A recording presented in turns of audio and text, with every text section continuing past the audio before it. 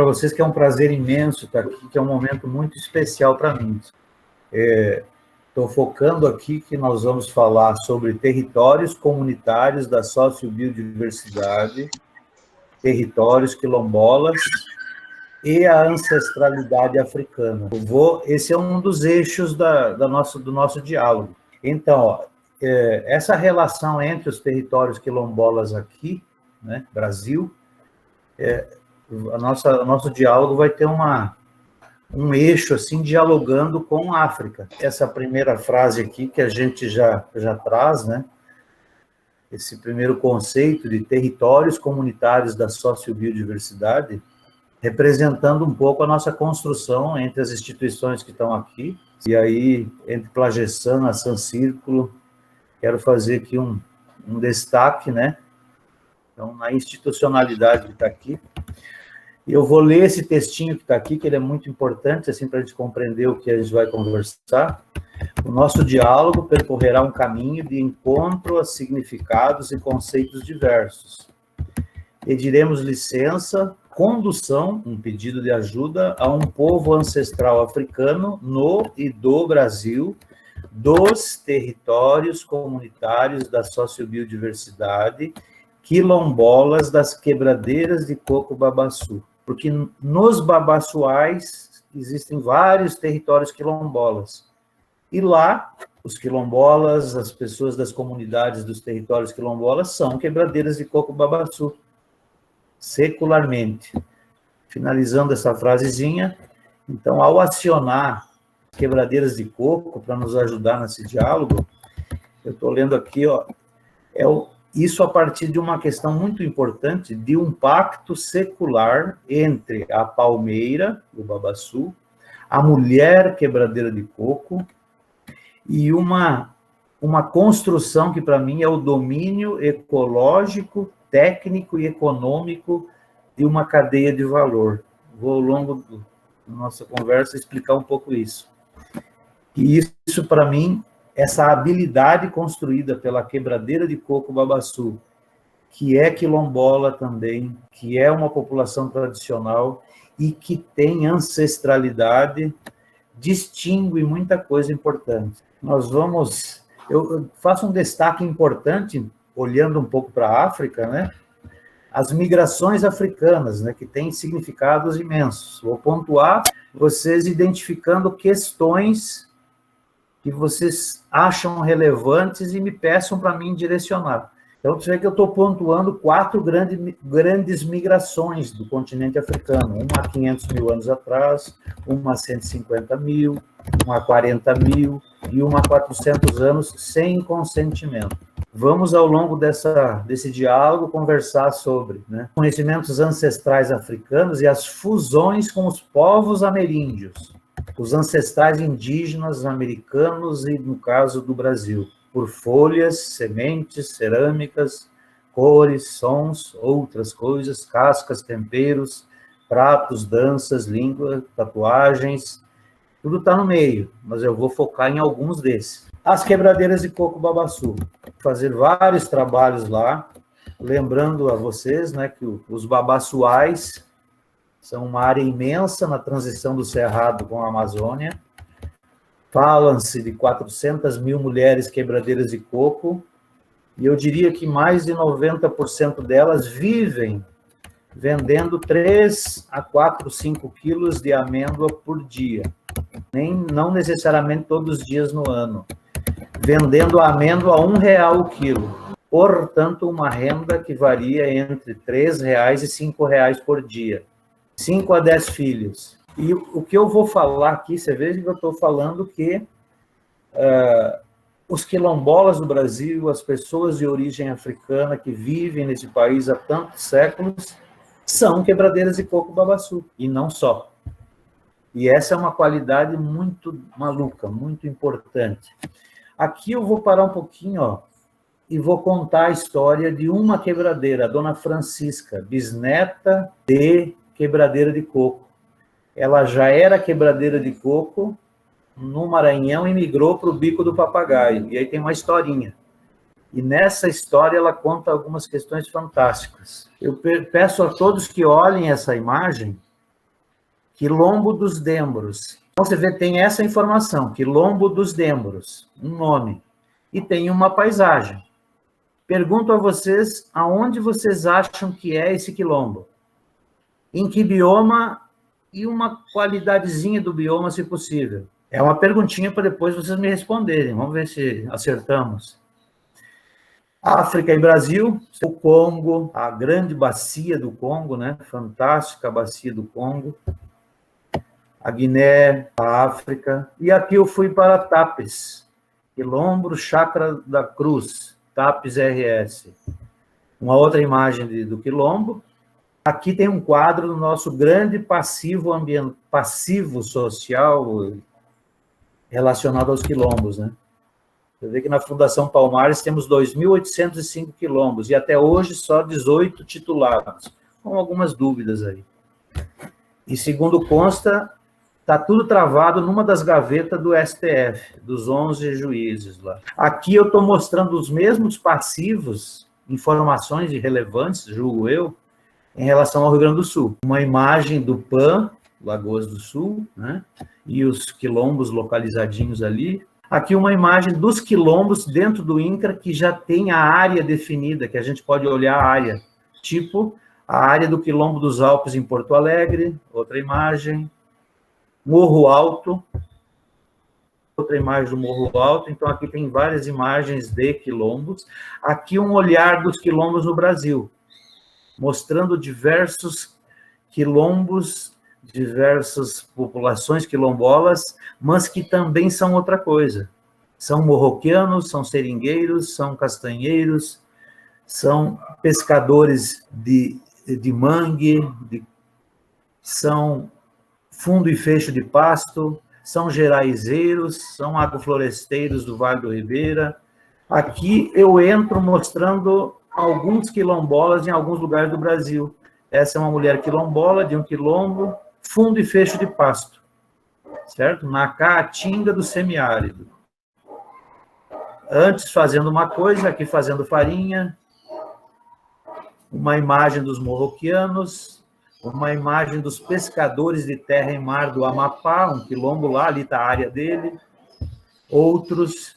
E aqui, ó, eu começo num segundo eixo de análise. Até agora, o meu eixo tentou vincular os quilombos, os quilombolas, mostrando as informações do passivo social dentro do Estado brasileiro, Brasil e Rio Grande do Sul, mostrando conexões dos territórios quilombolas com açaí, com baru, com peixe, com, por exemplo, baunilha no Cerrado, coletada por quilombolas.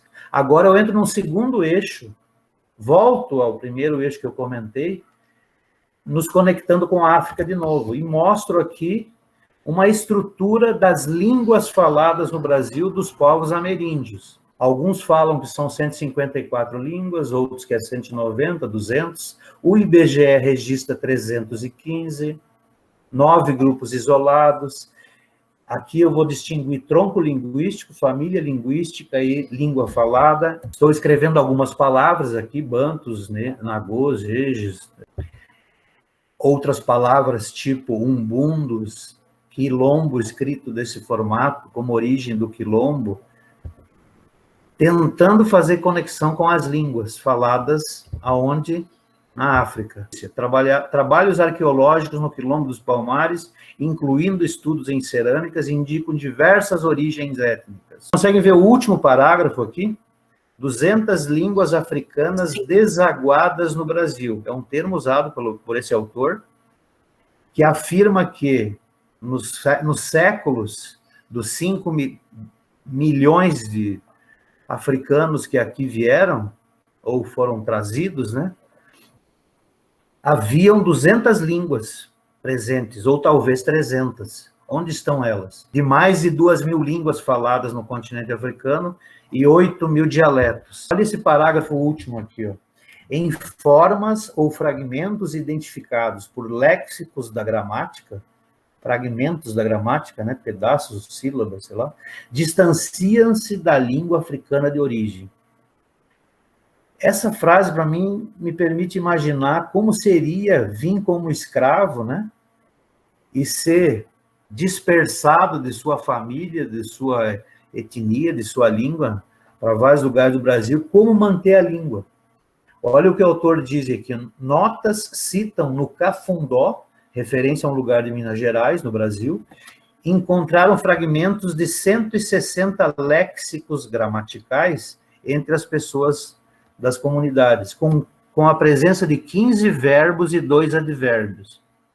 E fico imaginando como seria uma comunidade que perdeu talvez a maior parte da sua língua, né, depois de séculos, e fica ali com 15 verbos e 2 advérbios.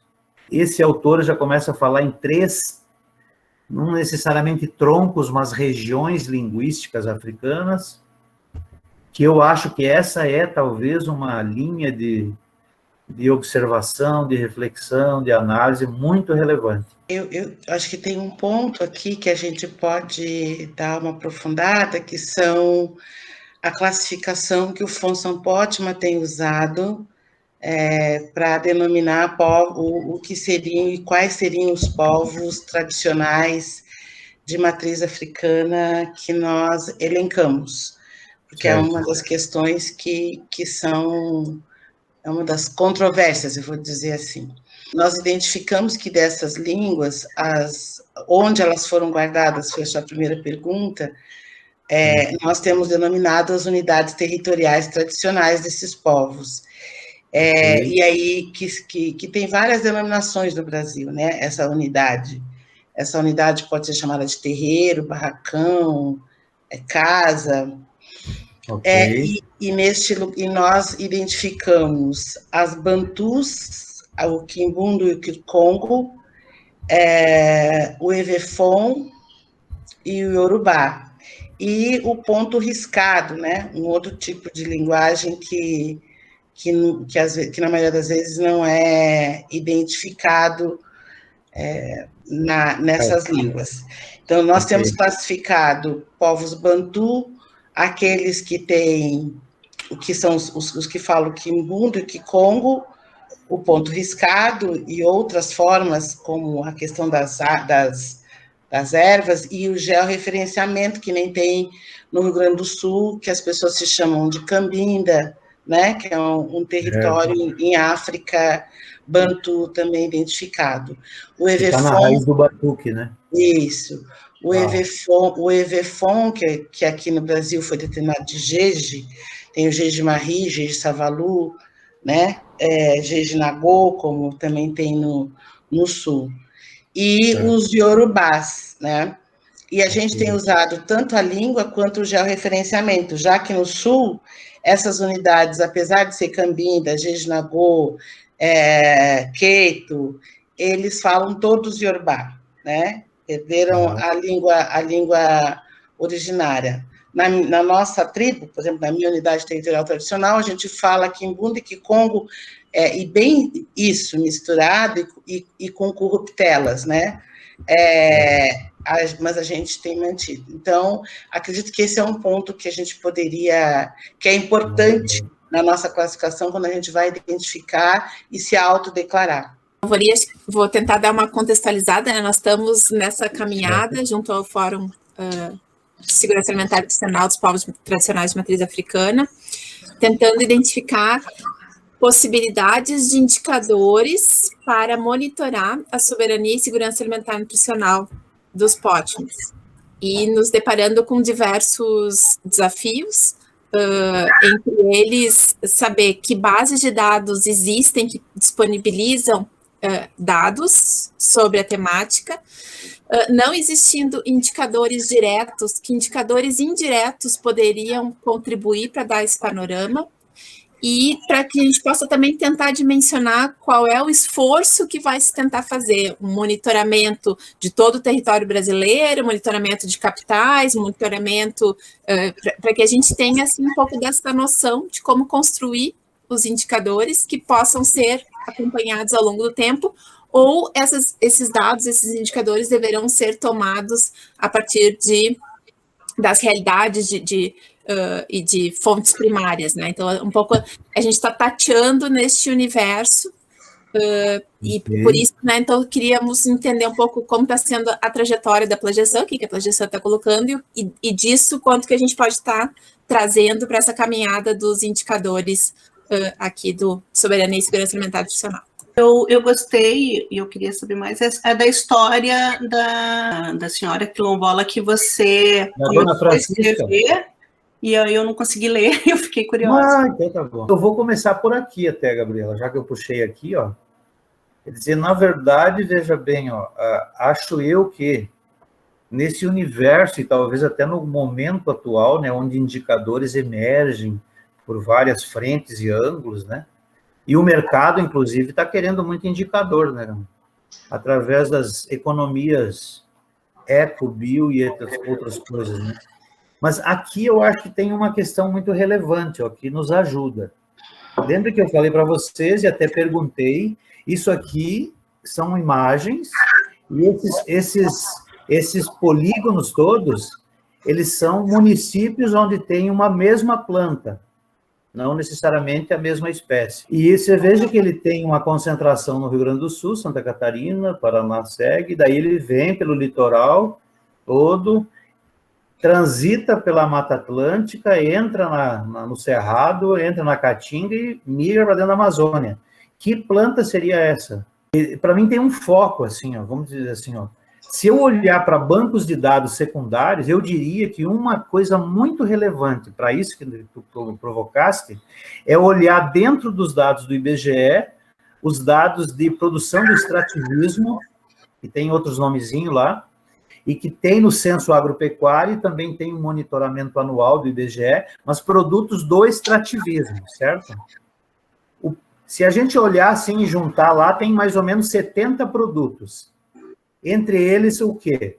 Castanha do Pará, caju, falando de Amazônia, por exemplo. Tem, na verdade, baru, pequi, do Cerrado. Na Caatinga tem umbu, que são do extrativismo e, em princípio, são ancestrais. Ou seja, já estavam aqui antes de 500 anos. Esse dado do IBGE, quando a gente joga ele, georreferencia onde ele está, nos permite ir conduzindo uma reflexão, por exemplo, né? E geolocalizando a dispersão, as rotas, os caminhos, as trilhas de várias populações tradicionais. É uma porta de entrada por banco de dados oficiais. Eu acho que a pesquisa direta, objetiva, em quantificar os hábitos alimentares de populações tradicionais e ver o que elas comem, nos conduz e linka com esse dado macro secundário do IBGE. Não sei se isso ajuda, Gabriela, se tem mais coisa, me provoque. Sim, Evori, seria essas entradas, né, de possibilidades para conseguir delimitar o que seria a soberania e segurança alimentar adicional dos POTMAs. Né? Mas aí tem uma questão, que é uma questão primordial.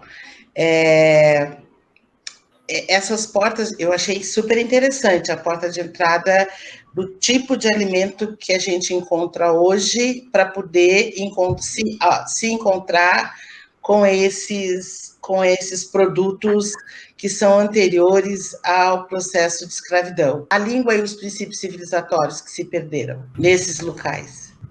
Aí tem uma questão que eu acho que eu nem vou abrir tanto essa conversa, eu trouxe elementos linguísticos aqui para posicionar e conectá-lo principalmente com o nosso foco central, que são os indicadores da sociobio, que nós estamos montando, construindo. A língua, os troncos, as línguas, os troncos linguísticos, as famílias linguísticas, as línguas, usando a estrutura de análise, de pesquisa e de sistematização no Brasil, né? Mas a conectar esses 70 produtos, por exemplo, que eu estou falando do extrativismo, eu acho que tem alguns deles que são indígenas, são ameríndios, são ancestrais, são de 2, 3, 4, 5, 6, 8 mil anos, e eles formam territórios no Brasil, e um território que hoje cada vez mais se evidencia que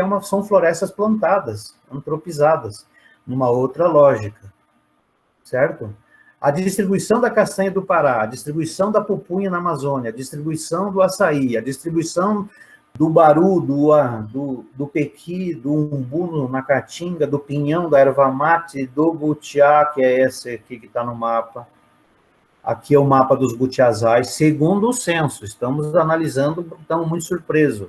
Na verdade, eu digo assim, ó, a dispersão ou a manutenção desses 70 produtos ainda tem ali, logicamente, uma ancestralidade indígena ligada ao povo Guarani, aos Caigangue e todos os outros, mas tem algum desses produtos que podem revelar um sincretismo entre ancestralidade africana e ancestralidade ameríndia de forma incontestável. E aí, quando eu falo em butiá, eu falo em palmeira. Palmeira, eu estou falando numa planta que ela está na cultura quilombola, e está na cultura africana, e está na cultura religiosa, se liga ao Ogum, se liga a várias outras coisas, a pratos, a danças, etc. Então, o pressuposto é de que tem algumas dessas plantas que conectam, e no entorno da história dessas plantas a gente encontra, seja uma ferramenta em potencial para voltar. Mas, de novo, eu volto. Sistematizar o hábito alimentar, quantitativamente falando. Quantos quilos de alimento as pessoas comem nas comunidades, quanto por cento disso é que tipo de alimento, qual é uma outra porta de entrada que é muito forte, dinâmica, e ela é, ao mesmo tempo, resultado, produto e é ferramenta pedagógica. Não sei se isso ajuda. E aí a gente vai encontrando, é uma forma de encontrar, não somente pelas cerâmicas, ou até pelo DNA. Estamos indo bem dessa forma para vocês, ou está bem ou não? Tá ok, perfeito. Boa tarde. Boa Oi, tarde. Alpurinha, Josi, tudo bem? Oi, parceira. Bem, essa palmeira é bem conhecida, né, para mim, para minha família, porque aqui o quilombo aqui foi, durante muitos anos, teve extrativismo como o meio de vida deles, né? O censo agropecuário, ele pergunta, quando ele é realizado, pergunta para os agricultores, correto? Qual os produtos, e dali saiu essa informação. Então, no censo agropecuário, eu usei os 3 censos, 2017, 2006, 1996, e apareceram cerca de 380 municípios, mais ou menos isso, no Brasil. E apareceu todos aqueles municípios. Você viu que ali tem no Maranhão, tem no Tocantins, tem no Nordeste, não só em Minas Gerais, entra dentro da Bahia, tem no Ceará, e apareceu na Amazônia. A história de consumo e de uso nos permite ir conectando e recuperando palavras, frases, né, gramáticas, correto? Essa, para mim, é uma lógica muito relevante, e aí acho eu que a gente precisa entender, você vê, vindo para o Brasil, né? Porque o censo agropecuário, aí é uma investigação que temos que fazer, o censo agropecuário, ele registra dentro dos seus dados, quando alguém diz que, de alguma forma, há uma dinamização produtiva, ou seja, alguém vende. Então, não significa dizer que não tem butiá em Tapes, porque não aparece no censo.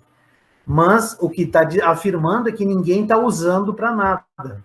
Tipo, vender fibra, vender coco, vender qualquer coisa. Quando ele não circula na economia, mesmo no alto consumo, o IBGE não registra. E vocês viram a tese que eu coloquei ali, né? Vou recuperar elas agora.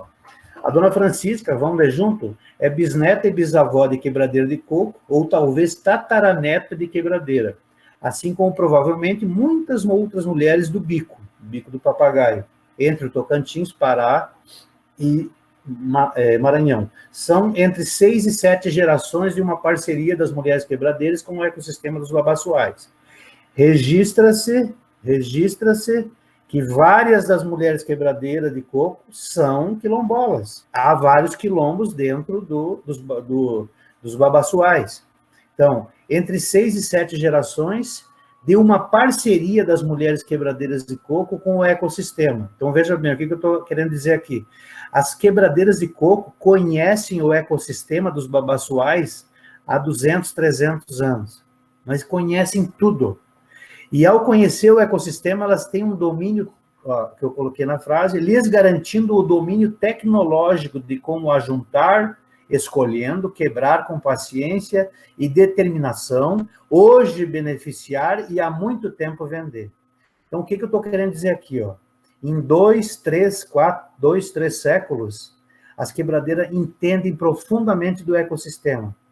Elas entendem profundamente a tecnologia de manejo do babaçu. E elas, desde os anos 50, são exímias vendedoras, porque nos anos 50 já o babaçu se tornou praticamente moeda. Eu estive no Bico do Papagaio, trabalhei na região onde a APATO, que é uma ONG, trabalha, tem 12 municípios. Destes 12 municípios, tem 12 sindicatos. Na época que eu estava lá, 11 sindicatos, a presidente era uma mulher quebradeira de coco babaçu.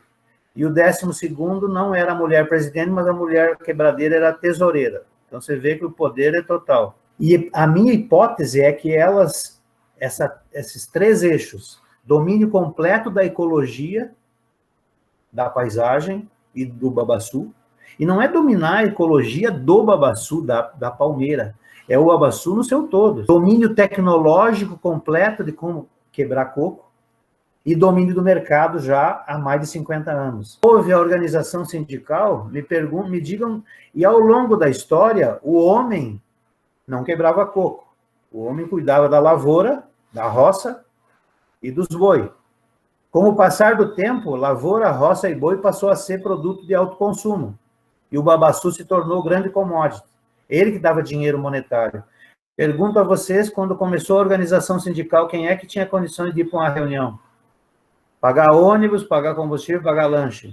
No restante do texto fala, por exemplo, da migração da dona Francisca do Maranhão para o Bico do Papagaio, no Tocantins, que antes era Goiás. Fala que elas são exímias dominadoras das técnicas e do manejo também sempre esqueço essa outra palmeira, da macaúba, certo? E tem detalhes, assim, fantásticos sobre isso. E esse, para mim, é um eixo de significado muito forte. Onde tem um pontinho, tem um tipo de território vinculado a um tipo de população tradicional e vinculado a alguma planta. No Jalapão, no Tocantins, o território quilombola, Barra da Aroeira, de quebradeiras, aliás, de quilombolas, coletores de capim dourado. Conhece, né? Biojoias. Aqui, fundo e fecho de pasto. Aqui nos Calunga, por exemplo, tem uma história de coleta de baunilha no Cerrado. É uma planta nativa do Cerrado, é uma trepadeira, coisa mais fantástica.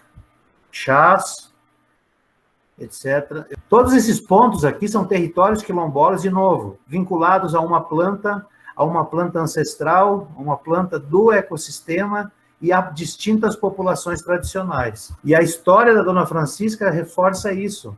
Aqui nós temos a situação dos quilombos, eu não sei se isso já é de domínio de vocês, mas de qualquer forma vamos reforçar. No Brasil, são 2.805 territórios quilombolas dentro da Fundação Palmares, identificados. Desses 2.800, 1.311 estão como processos abertos no INCRA, Banco de Dados do INCRA. Dos 1.311 do INCRA, processos abertos, está em andamento 284. Em 433 territórios quilombolas na base do INCRA, com área já georreferenciada. Portanto, dos 1.300 que estão abertos no INCRA, tem 433 andando, meio lento, bastante lento, mas andando. E 18 titulados, veja bem. Esses 433 territórios dá 2.581.000 hectares. Se você imagine os 2.805 nessa fase já finalizada, nós estamos falando talvez de 20 milhões de hectares, ou talvez até 40 ou 50 ou 80 milhões de hectares no Brasil. Professor, dentro desses dados, o senhor teria como identificar quais deles estão na Amazônia, especificamente? Sim, temos. Na verdade, o trabalho da Plagesan que estamos fazendo hoje, e mesmo a retomada do OBSAN, com a coordenação da professora Gabriela, nós temos esse dado identificado em cada município do Brasil. Quantos territórios quilombola tem e em que fase está. Se está dentro da Fundação Palmares, se está no INCRA, em processo aberto, se está andando de algum nível. Você vê que aqui tem um território quilombola, no Mato Grosso, nos Morroquianos, que é na zona de transição, um ecótono entre o Cerrado, Pantanal e Amazônia.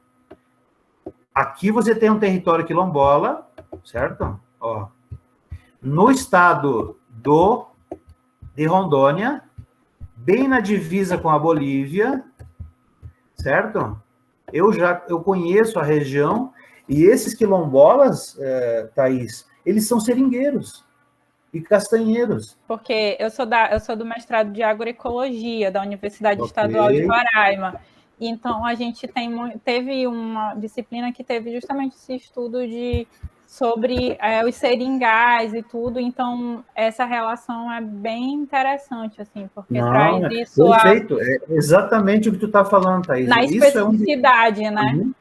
Não, perfeito. Você vê o que significa você olhar um território quilombola sabendo que eles são castanheiros, seringueiros, marisqueiros, pescadores de mar e de terra. Aqui, ó, são os mesmos dados para o Rio Grande do Sul. O Rio Grande do Sul tem 136 territórios na Fundação Palmares, dados da Fundação Palmares. No INCRA entraram 97 dos 136. Em andamento dos 97, 19. E dos 19, tem 13 em titulação parcial, ó, Thaís. Quais? O Casca de Mostardas, em titulação parcial, a família Silva de Porto Alegre, Rincão dos Martimianos de Restinga Seca, e tem somente 2 titulados, processo final. Chácara das Rosas, em Canoas, e Rincão dos Caixões, Jacuizinho. O INCRA, a própria Fundação Palmares, a FUNAI, são estruturas muito precárias em dados. As informações, a visibilidade das informações é um processo complicado. E não esqueçamos que eu, por exemplo, já tive a experiência de fazer relatório antropológico de áreas de quilombo, certo? No Mato Grosso do Sul. E até hoje o INCRA lançou edital para 280 trabalhos. Tem dos 2.800 na fila, porque é uma questão estrutural no Brasil. Tu imagina o impacto disso. Nós aqui em Roraima, por exemplo, a gente está sofrendo com a entrada devastadora do agronegócio. Então, tudo isso traz uma discussão para um outro lado que vai contra, né? Até uma questão de resistência mesmo, né? Pergunto a vocês essa imagem que eu estou mostrando, em que estado é? Em que bioma? E dentro do bioma... Não, perguntar um detalhe ecológico dentro do bioma daí já é demais, né? Alguém chuta? Alguém dá um chute? Olhem aonde é esse quilombo dos Dembros. Se localizem. África? Qual é o país que a capital é Luanda? Angola. Própria ela. Olha aqui onde que fica esse quilombo dos Dembros. Acertei. Certo? Retomar um pouquinho o que tu está nos mostrando são chaves, né, possibilidades de identificar populações de matriz africana no rural, né? Então, uma pista seria... uma é a base de dados da Fundação Palmares e do INCRA, outra seria a possibilidade de conectar a partir de produtos florestais não madeiráveis, de produtos associados à biodiversidade, as populações estão envolvidas. Tá. Aí, uma pergunta que fica dentro desse processo, né? Como que a gente mapearia, ou quais as sugestões, mapearia a condição de soberania e segurança alimentar e nutricional dessas comunidades? A gente teria algum tipo de ferramenta que nos queria por esse caminho? Essa é uma questão. A outra, o que tu nos propõe, o que tu pensa de como encontrar povos tradicionais de matriz africana e a sua condição de soberania e segurança alimentar e nutricional nos centros urbanos, né? Então, já que tu está nos levando, né, para o rural, como que a gente faria isso dentro do urbano? Quer dizer, aprofundar o assunto dentro de SAM, para ter visibilidade mais palpável do hábito de consumo, quantitativamente falando. Mas nessa lógica, falo isso porque, quer dizer, a exemplo daquele trabalho, Gabriela, né, que você publicou sobre o hábito alimentar de territórios quilombolas, né, aquele texto, e que avança, entra, detalhe e tal. Para mim, o passo seguinte é ir no quantitativo. Porque, por exemplo, se a gente pegar o Brasil de forma geral, o Brasil, e vamos imaginar que a gente pegue no Brasil inteiro, some tudo que produz de produção vegetal e divida para a população, per capitamente falando. Dá mais ou menos 4 quilos por pessoa por dia. Desses 4 quilos, 3 quilos é soja e boi. E 1 quilo é o quê? É o restante. Pergunto, então significa assim, ó, mais ou menos 3,1 kg por pessoa a dia que o Brasil produz, aliás, entre 2,5 kg, vamos fazer entre 2 kg, dos 4 quilos pessoa a dia, per capita, oferta per capita Brasil. Dos 4, isso é dados do IBGE, ponto. Mas manipular dessa forma é uma porta de entrada e um caminho muito importante. Faz essas quantificações, acessa por estado, município, tranquilo, e sabe a oferta. Quantos quilos pessoa a dia? Aí, na média do Brasil, dos 4 quilos, é exportado 2,5, fica 1,5. 1,5 é suficiente para uma pessoa por dia? Para alguns não, para alguns sobra. Mas, quando a gente chega nessa oferta, há um diálogo que é a capacidade de compra. E há um diálogo que é o que é esse 1,5 kg, o que é esses 4 quilos.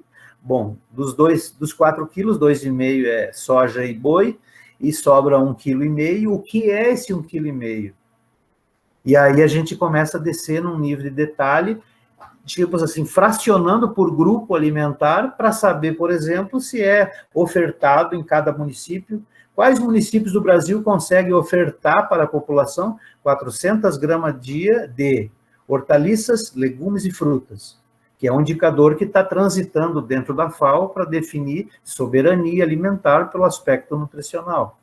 Então, isso dados secundários. Agora, a outra porta de entrada para o rural e para o urbano é dialogar com redes urbanas de consumo, é dialogar com qualquer espaço, qualquer territorialidade urbana, quer seja para uma reflexão maior o município, quer seja para um trabalho de pesquisa, é ir na quantificação e na trajetória histórica do que é o consumo. Esse nível, eu acho que o Brasil ainda é muito frágil a respeito disso, e a gente tem discutido isso, né? Estamos nos preparando para ampliar um pouco esse tipo de pesquisa, para começar o diálogo, quantificar os grupos alimentares, porque há uma tendência, por exemplo, né, de substituição. Se a gente fizer a curva histórica de mandioca, abóbora, moranga, batata doce, principalmente, frutas e hortaliças, há uma curva de queda. Há uma curva de queda. Arroz, soja e milho, uma curva em alta. O consumo de trigo, cada vez maior. Consumo de carnes, cada vez maior. Obesidade. Esses fragmentos de palavras que estão em diferentes universos, né? Vamos dizer assim, do mundo das populações, dos povos e comunidades de origem de matriz africana. Vários desses nomes se referem a países, se referem a religiosidades, por exemplo, e não há como negar que a religião ela tem, não é para dizer, não estou querendo dizer que a porta de entrada é a religião, não é isso, mas é inegável que a religiosidade africana no Brasil, ela é depositária, ela consegue manter de forma mais consistente, talvez, as línguas, os troncos, certo? As 200, 300 línguas africanas que estão aqui com a gente, e que espero que ainda estejam. Então, quer dizer, aqui, você vê que aqui, ó, tambor de Minas no Maranhão, Xangô em Pernambuco e Alagoas, o candomblé da Bahia, a tabatinga de Minas, tudo religiosidade, origens africanas de religiosidade, a macumba no Rio de Janeiro, o cafundó em São Paulo, o batuque ou o cabinda, né, do Rio Grande do Sul.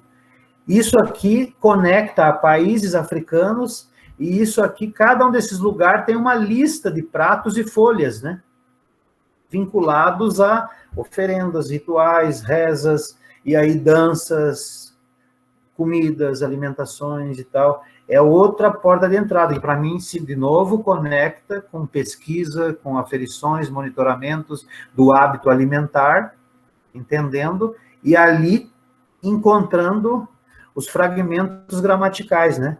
O pressuposto aqui de que há um sincretismo, né? Uma fusão linguística das 200, 300 línguas africanas que aqui estão, com as nossas, lembrando, cerca de 200, dependendo da fonte de pesquisa, 305 registradas pelo Censo Agropecuário de 2010, portanto, declaradas que falam, e das cerca de 1.000 ou mais que existiam no Brasil antes de 500.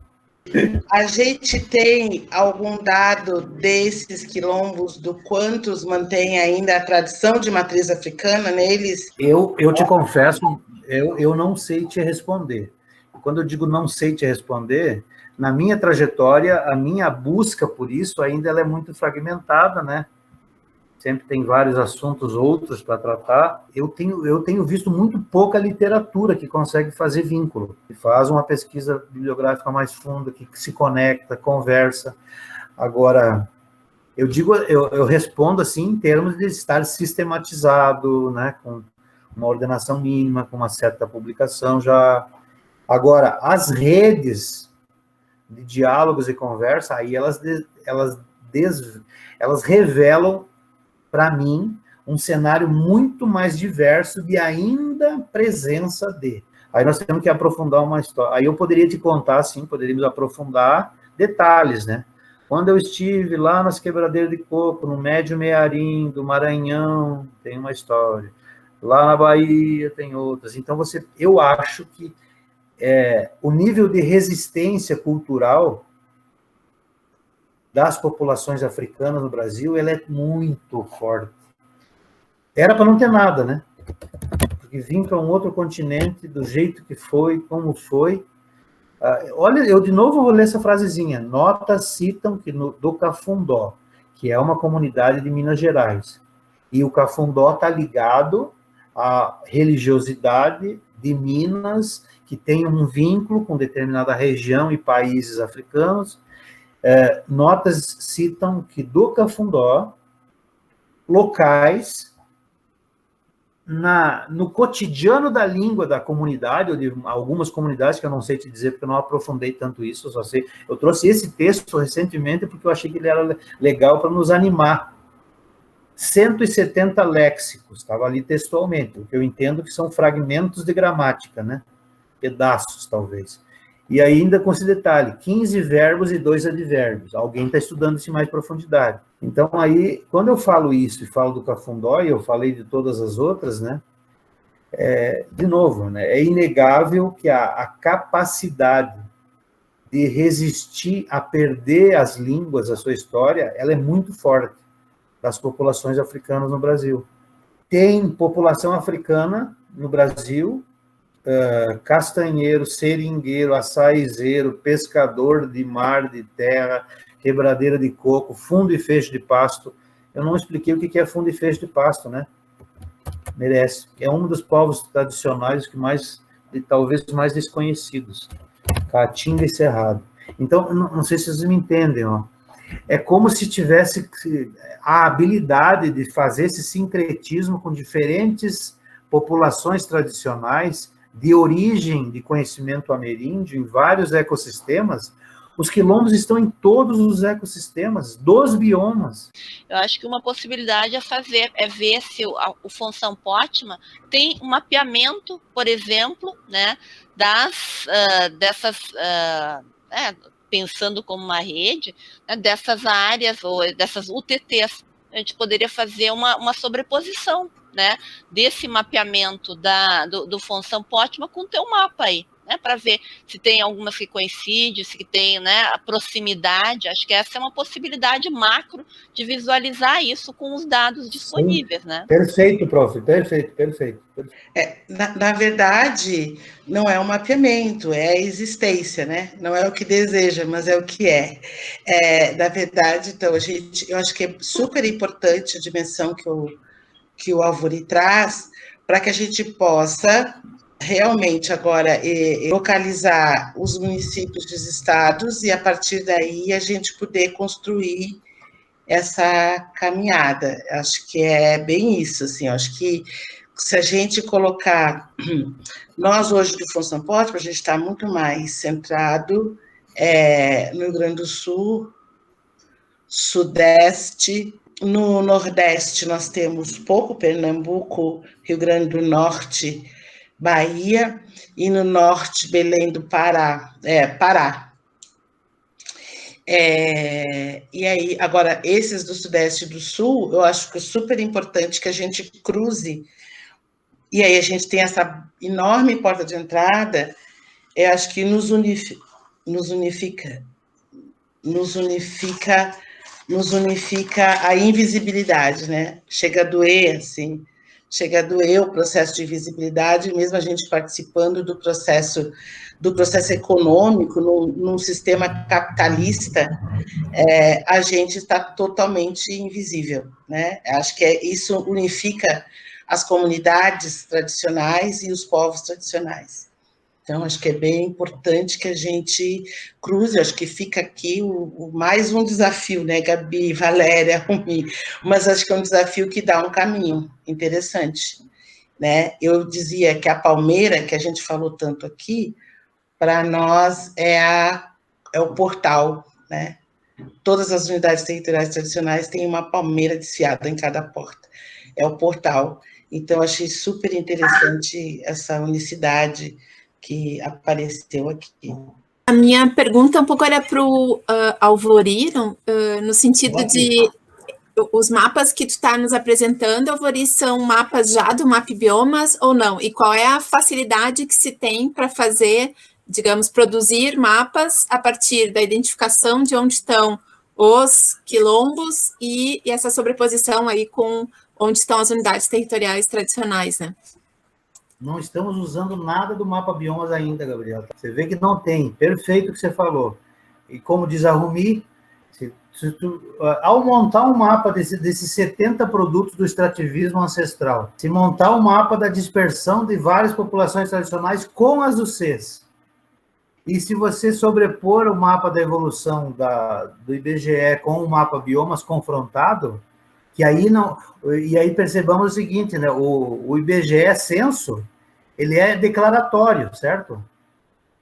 O mapa biomas não é declaratório, ele é inventário, ele é real, físico, é imagem de satélite. Então tem essa diferença muito relevante.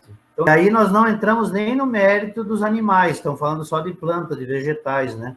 Porque você enxergar o caminho dos animais, quer dizer, você enxergar os territórios pela relação entre a fauna, né? Os bode, eu estou levantando a tese que o bode já não é um animal domesticado, ele é na caatinga, ele é um animal nativo, ele é um bicho do mato, tem todas as características. Eu pergunto para vocês, que aí é uma pergunta minha, ó.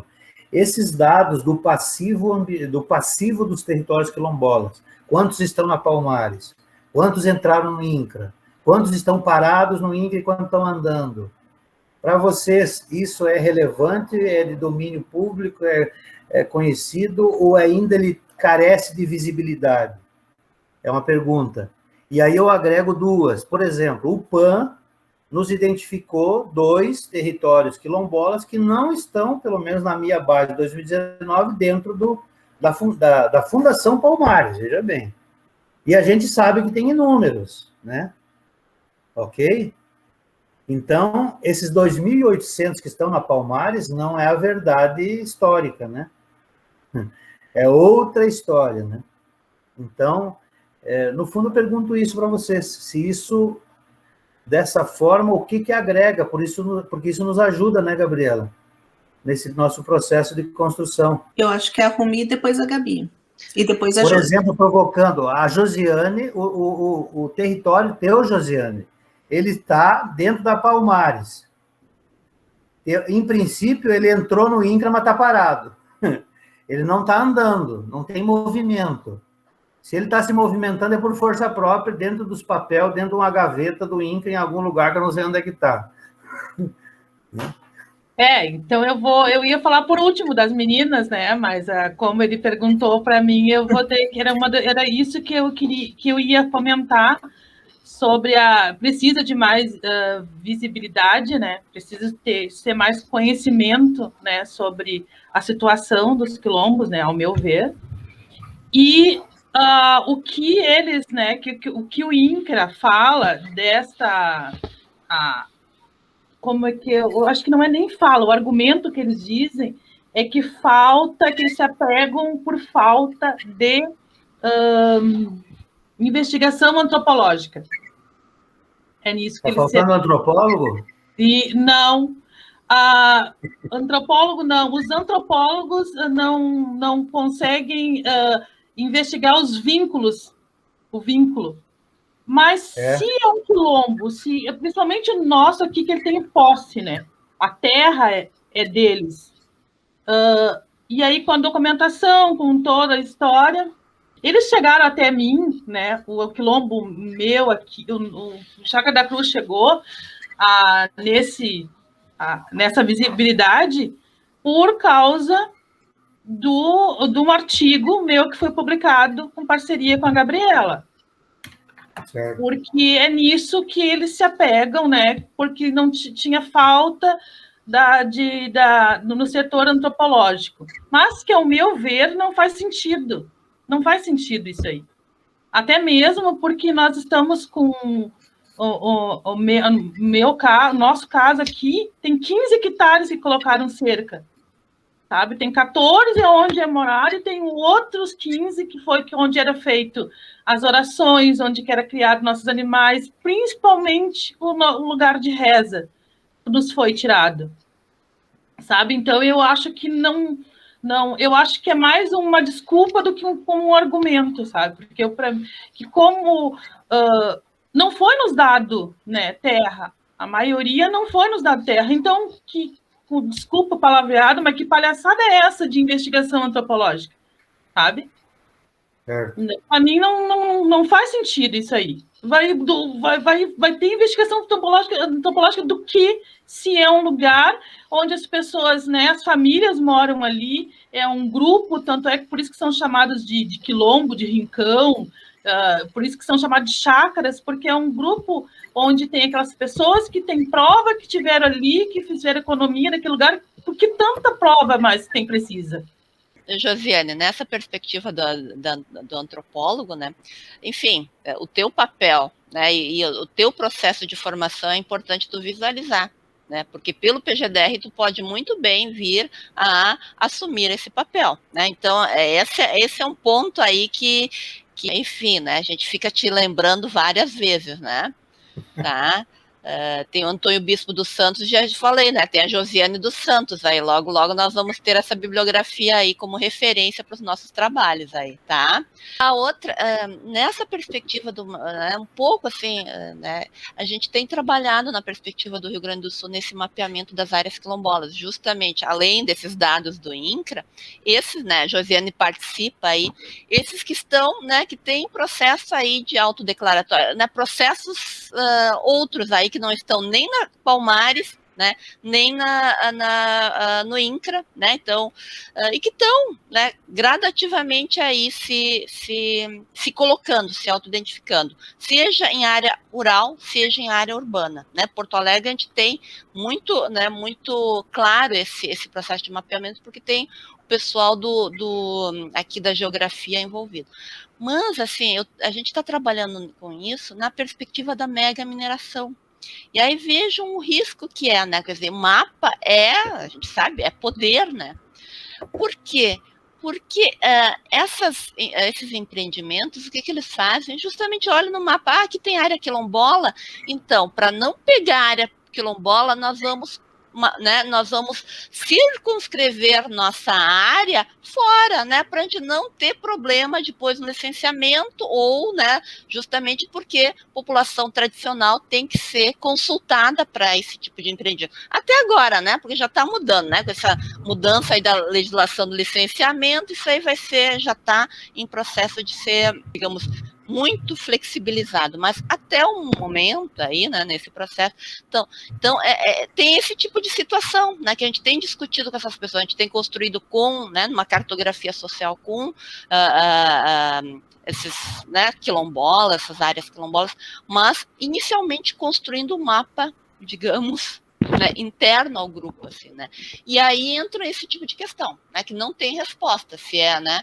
Mas certamente tem um segmento muito grande que a visibilização é importante, né? Então, é isso, é uma faca de dois gumes. Então, eu acho que, pena que a cota não está aqui, mas vai ficar gravado. Alvorito, podia compartilhar com a gente aquela tese, assim, que tu trazes, que grande parte do território rural brasileiro não é nem agricultura familiar, nem agronegócios, porque essa é uma ferramenta importante aí dentro, né, da atuação do próprio Fonsan Potman. Então, esse mapa, na verdade, ele mostra o quê, né? Em branco, nós temos a agricultura familiar e a agricultura não familiar, ok? Vamos dizer assim, ó, ainda grosseiramente falando, segundo o IBGE. Então, relembrando, o Brasil, a área total do território são 850 milhões de hectares, ok? A agricultura patronal é 270 milhões de hectares, a agricultura não familiar. E a agricultura familiar são cerca de 80 milhões de hectares. Então, dos 850 milhões de hectares, entre 400, cerca de 350 a 400 são agricultura, familiar e não familiar. O restante é de quem? 500 milhões de hectares no Brasil, ou 450 milhões de hectares no Brasil, são terras indígenas, são unidades de conservação, são assentamentos da reforma agrária, e terras, em tese, sem ninguém. Você vê a dimensão disso. Na Bahia, cerca de 20, talvez em torno de 20 milhões de hectares, é comunidade fundo e fecho de pasto. Comunidade sem cerca, ok? Toda a área da fronteira agrícola do Cerrado dá 18 milhões de hectares. Tem mais comunidade fundo e fecho de pasto e, professora Romi, cheio de gente prospectando. Relembrando de novo, as populações tradicionais, elas estão em cerca de, pelo menos, 400 milhões de hectares dos 850 milhões do Brasil. E é muito provável que, então, mais de 50% do território do Brasil, com diferentes proporções em diferentes lugares, mas também no Sudeste e no Sul, são áreas de populações tradicionais. Aqui, na sequência, aqui são as UCs federais, né? De uso sustentável e de proteção integral. Aqui são as terras indígenas, certo?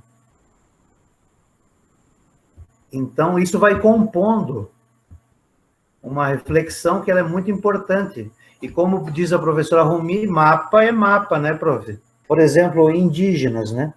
Na verdade, não é só para indígenas, mas as UCs, mesmo as de proteção integral, no entorno delas, com algumas exceções mais para Sudeste e Sul, Mata Atlântica, talvez, Pampa, mas para grande parte do Brasil, as UCs de proteção integral, elas têm um entorno de concentração de populações tradicionais que usam, e que dependem, inclusive. Via de regra, as populações tradicionais, em vários desenhos e ecologias e biomas do Brasil, o Estado passa a reconhecer a área de roça, a área das vilas, das agrovilas, das comunidades.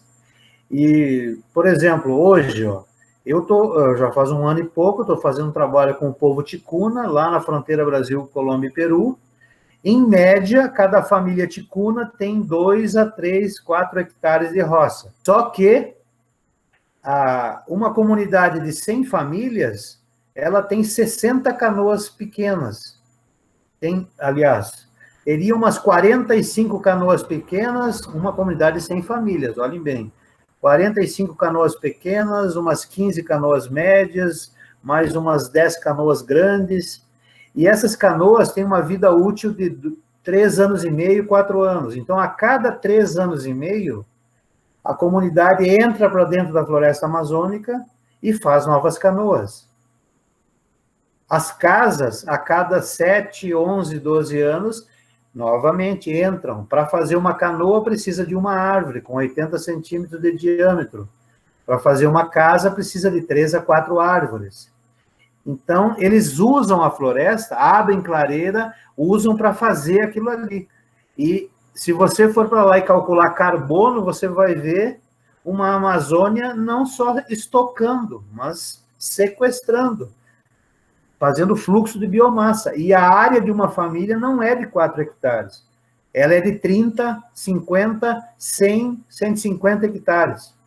Nas questões indígenas, por exemplo, que também estão espalhados, né?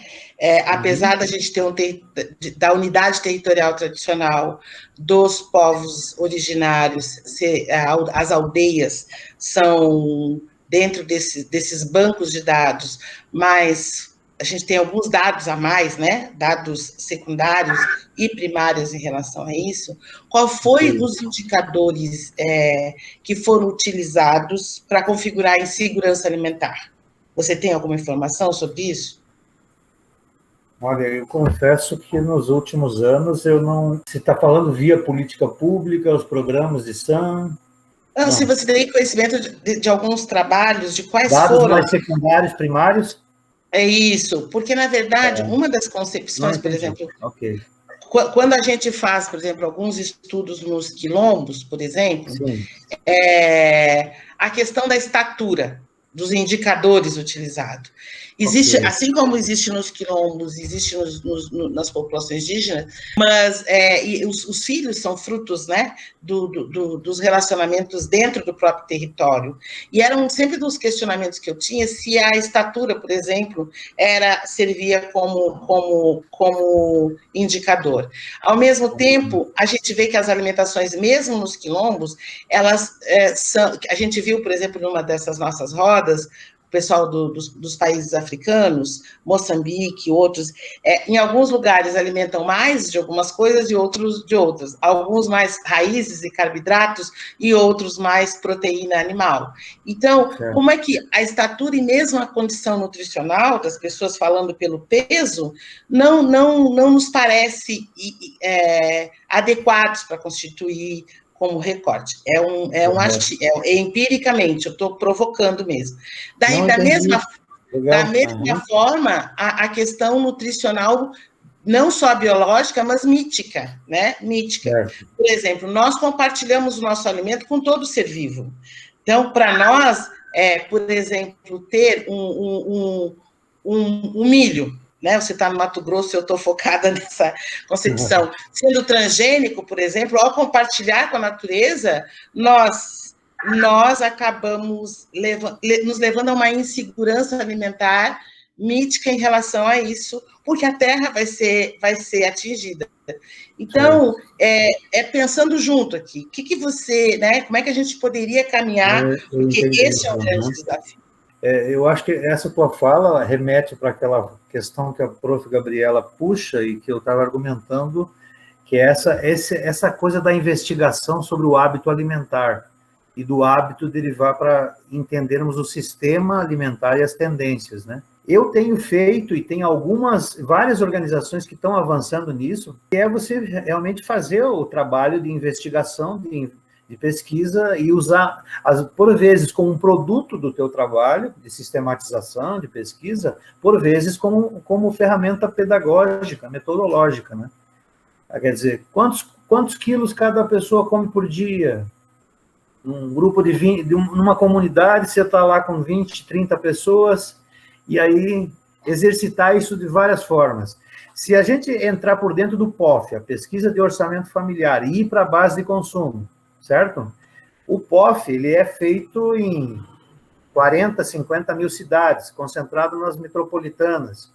É por amostragem, mas ele permite chegar lá e olhar que a gente fica com um hábito de consumo, com variações regionais, entre 1,5 kg e 1 kg. Por exemplo, com consumo de 180 gramas de arroz, um pouco menos de feijão, e assim vai. Se você... Eu tenho para mim de vários trabalhos feitos que os agricultores familiares da região sul têm uma dieta que ela fica em torno de 1,6 kg. Se nós fizéssemos uma pesquisa entre nós aqui, como é que ficaria? Tirando os líquidos. Então, agricultura familiar sul. E aí eu poderia detalhar outras, só vou dar um dado de confronto. A pesquisa com os ticunas agora, ela ficou em torno de 2,5 kg. O agricultor familiar da região sul-sudeste, a base de consumo dele é principalmente de quê? Né? De arroz, de feijão e de farinha. E aí já vem as carnes. E come em torno de 1,5 kg. A variação ela vai de 1 kg a 2,5 kg. O povo ticuna trabalha em 11 comunidades, a média está ficando numa base de consumo de 2,4 kg. É quase 1 kg a mais do que a agricultura familiar do sul. Quais são os produtos base? Entra na carne ali, cerca de 400 gramas de peixe, todo dia, por pessoa. Entra a mandioca, entra a banana, e aí começa a entrar uma série de produtos, e o arroz e a farinha de trigo, aliás, o arroz e o trigo nas diferentes formas, eles ficam lá abaixo, no grupo abaixo de 200 gramas, abaixo de 150 gramas. Eu fico numa dúvida hoje se eles estão consumindo porque, de repente, como uma pizza, né? Ou algumas comunidades já encontram fragilidades porque demoram muito para conseguir pescar meio quilo de peixe por pessoa a dia. Então, eu estou detalhando isso para dizer assim, ó, esse tipo de investigação, essa parametrização, essas métricas, elas são absolutamente relevantes para perceber movimentos. Então, não sei se isso ajuda. Voltando aqui, então, inclusive entrando no mérito do porte, sanidade, a coisa. Ó. O povo Rasda, existem vários artigos que dizem que eles encontraram nele 60% da população com imunidade a doenças de inflamatórias crônicas, que inclui todas as pulmonares, inclui diabetes, inclui várias. E eles têm um consumo médio de 100, eles têm um consumo mínimo, inclusive, de 100 gramas de fibra por dia. E pesquisadores dizendo que isso não está ligado à atividade física necessariamente, é muito mais a 2 outros fatores. O grupo alimentar, os variados produtos, e ao tempo de descanso da dieta. Tipo, é necessário que cada um de nós fique pelo menos 10 horas sem comer. Né? Se você faz isso já, o salto é absurdo. Então, de novo, né, o povo Rasda, e é isso, eu puxei isso porque nós estávamos num momento discutindo muita coisa de coletor e caçador, né? Essa questão das doenças inflamatórias crônicas, né, confere uma imunidade absurda, né? Porque, tipo assim, quando essas doenças, elas nos deixam... Você, às vezes, não tem sintoma, pelo menos, normalmente, a gente não encontra sintoma nenhum. Mas você está com inflamação crônica e significa que você está toda hora produzindo, acessando tua imunidade e gastando muita energia para resolver isso.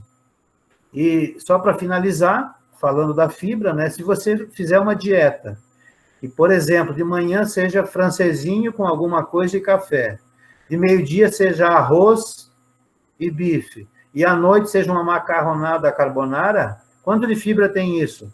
Não tem 1 grama. O povo do fundo e feixe de pasto na Bahia, eles têm uma mágica, né, lá, porque... sabe que no caso da Fundo e Fecho, porque é toda uma organização histórica, né?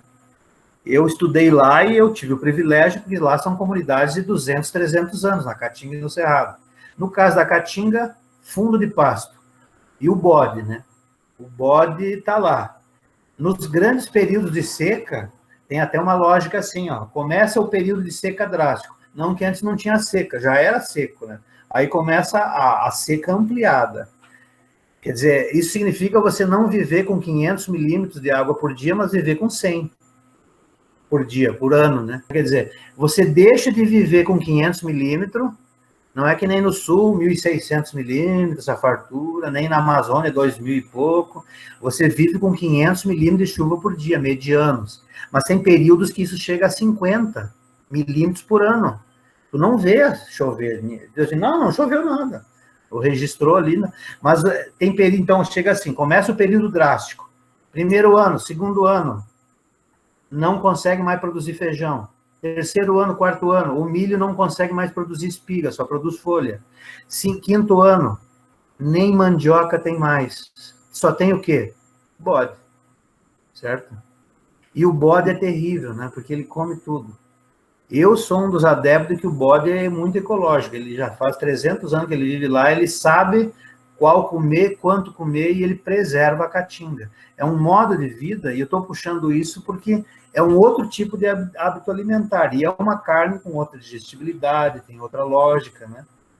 Mas tem situações terríveis. Por exemplo, eu estava comentando antes, na Amazônia, eu andei em comunidades na Amazônia, que é muito comum.